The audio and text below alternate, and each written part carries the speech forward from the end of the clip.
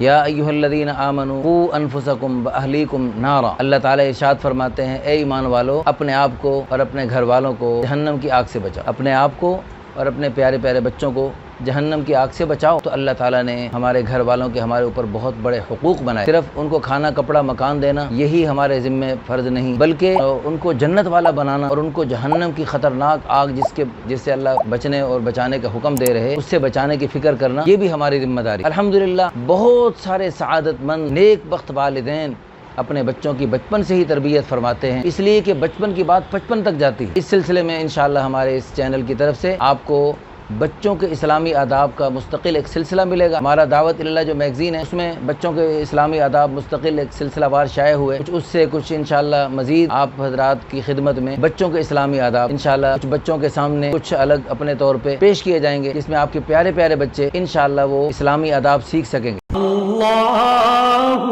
اللہ